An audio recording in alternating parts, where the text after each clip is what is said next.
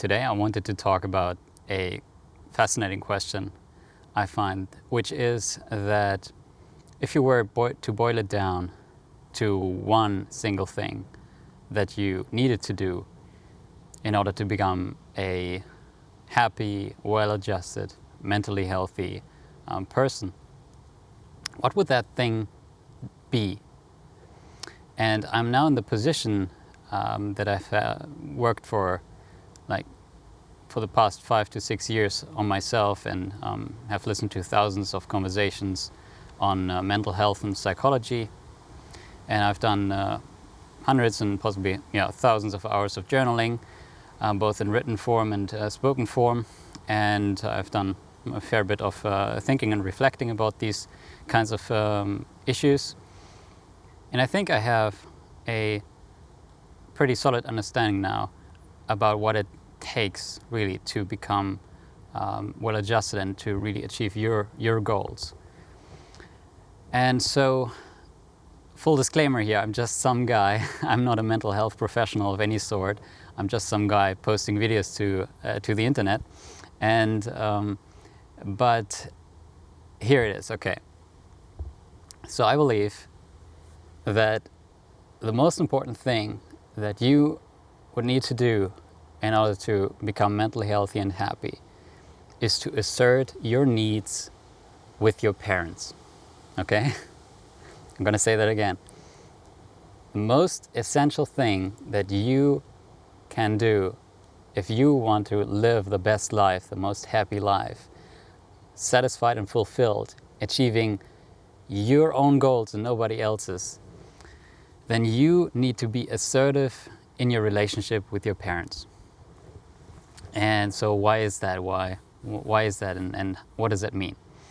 So when we are born to our parents, we are a completely helpless, independent thing, you could almost say. We just cry, and we're unable to feed ourselves, we're unable to move, we're blind, we're completely helpless, and if left alone, we are in a state of nature, we are going to die. Of course, in a modern society, that's not really the case anymore. But our biology, let alone our genetics, are not adapted in any substantial way to the modern society. And hence, we still have in ourselves a genetically selected drive and priority to satisfy our parents, to please our parents, so that our parents do not lose interest in raising us, so that our parents do not abandon us, which is, in a biological sense, the certain death, right? And so we are driven as people to do what our parents want us to do. And that's, biologically speaking, that's not a good nor a bad thing.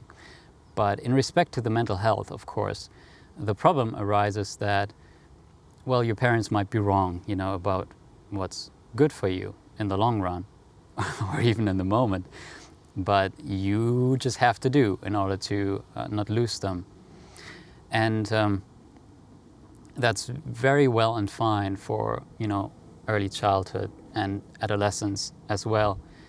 But then when you become an adult, then it is starting to become problematic potentially. If your parents are not really helping you to become the healthy and mature, well-adjusted human being that you might want to be, if you're unhappy with your life, if you're not satisfied with your life, then there's this challenge of, I'm unhappy, I'm dissatisfied, but my parents don't see that. They're not helping me with that. They are kind of like that state. Your parents are living in a certain way with their culture and their habits and their being kind of, they are in a way, and they would prefer you to be like that. And so when you are not happy for some reason, because you're, genetically a little bit different from your parents, you have different influences, you might want to live a different life, which you might not even understand what that means. You might not even understand why you aren't happy in the first place. But you have then the challenge of you might be a young person, in your adolescence, teenage years, you may still be living with your parents, and you're unhappy. But the problem is you don't feel like you can really open up about that with your parents.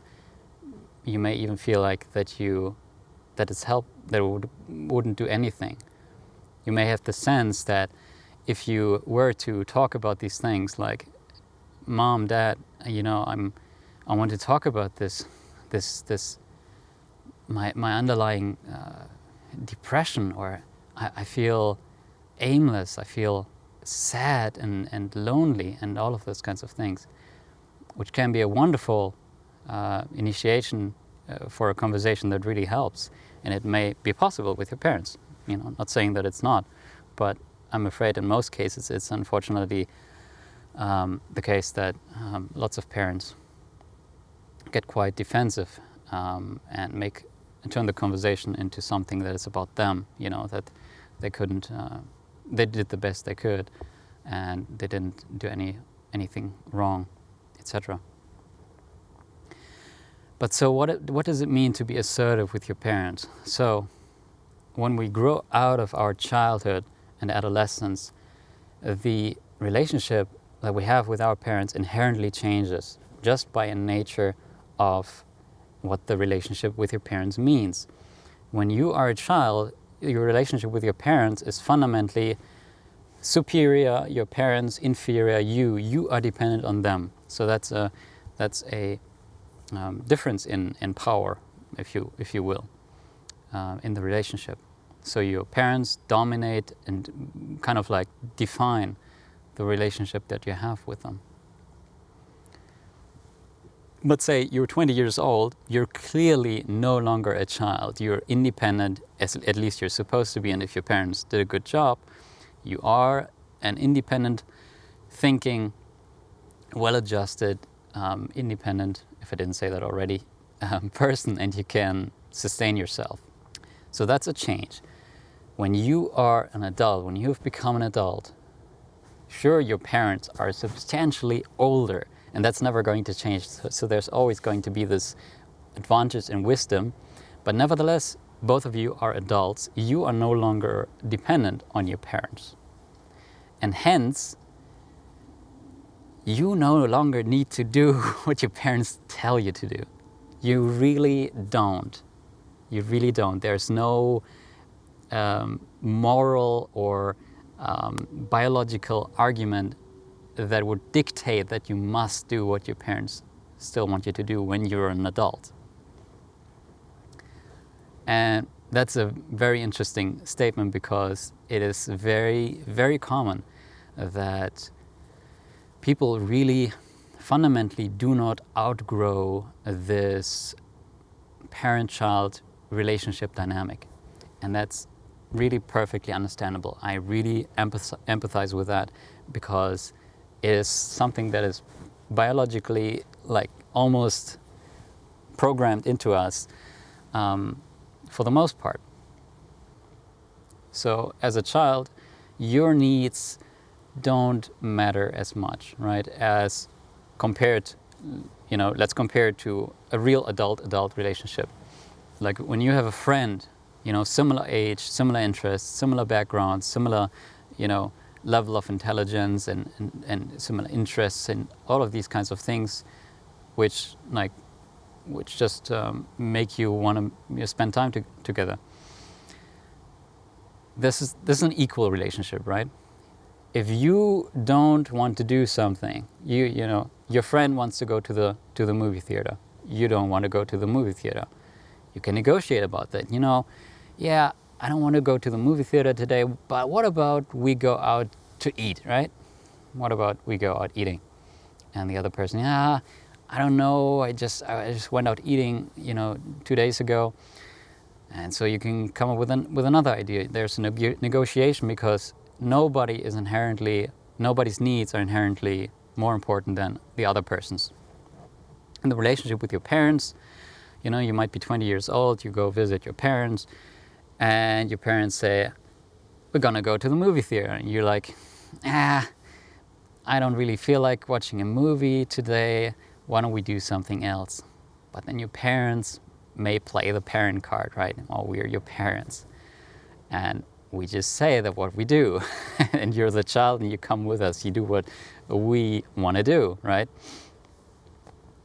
We sacrifice so much for you and blah, blah, blah. Whatever they might be saying. But really it's not valid for them to invalidate your needs. Like your needs as an adult now, you have now a different kind of relationship. Your needs matter as much as their needs. And that's very crucial. So if you start asserting your needs with your parents, in whichever way that may be, it may be that they want to do X and you want to do something else, and you insist on the fact that we negotiate because you're an adult, like you have every right to negotiate in the relationship.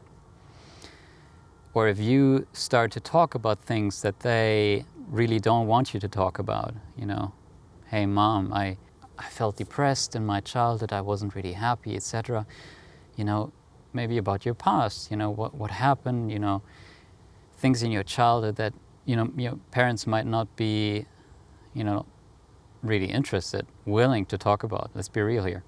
It can be quite uncomfortable for them.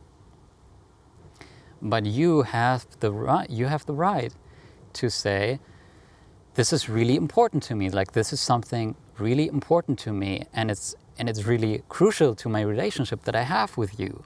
You know, I'm an adult now. I can assert what I want in this relationship now, and it's oftentimes a challenge for your parents now.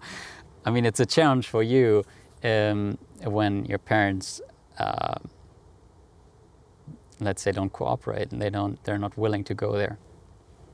But that signal, when you really, you know, you're confident and you have this knowledge about it, which may give you the necessary confidence in order to do this very challenging thing, then it signals to your brain, to your whole system, really, that childhood is over, right? You're no longer the child of your parent primarily. You're now an adult, able to assert, able and justly allowed to assert your needs in any relationship. And that is very, very crucial. Like that is the kind of little explosion in your brain, maybe, that it takes in order to open up, like, the part of your brain that really is you. Because with being a child also comes to, you know, oftentimes follow the goals that other people want you to have, to pursue.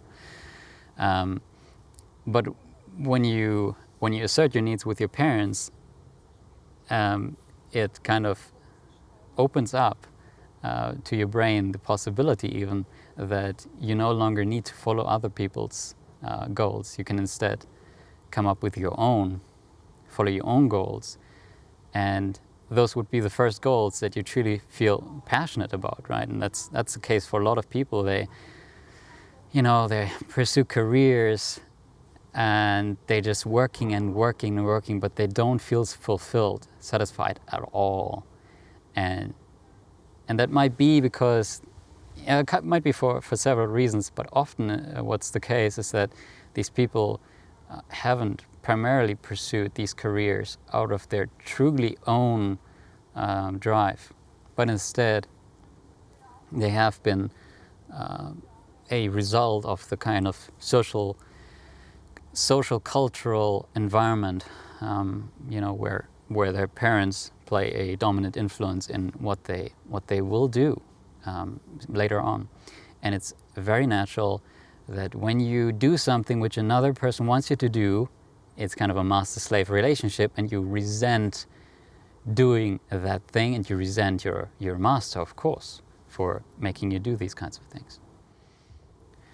Now, lastly, I want to touch on maybe difficult scenarios that you may have with your parents. So you may no longer have your parents in your life. They may have ceased or moved away, or whatever the case may be.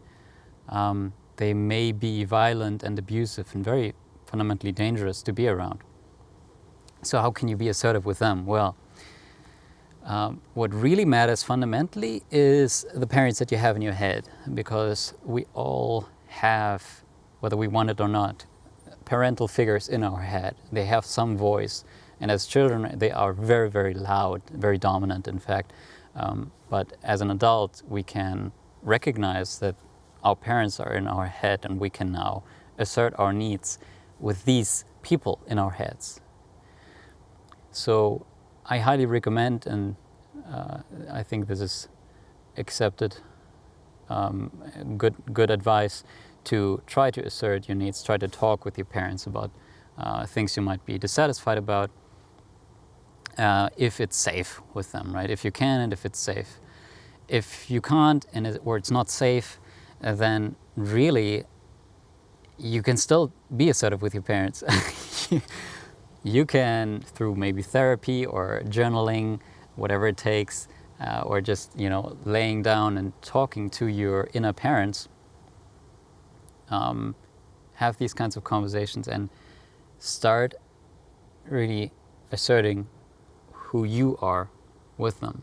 And that means to blame them or ascribe responsibility to them that is appropriate, right? To be angry at them for things that they may have done, if it's just, and all of these kinds of things. So even if you can't talk to your parents anymore, you really have a lot of fear in talking to your parents, or you're in actual physical danger in talking with your parents, and fear not. I mean, you can still really outgrow maybe negative influences they might have, and become a truly happy and fulfilled person. So I hope this was helpful. Please let me know if it was. And if you liked this video, please give it a thumbs up. If you disliked it, give it a thumbs down, but please let me know why.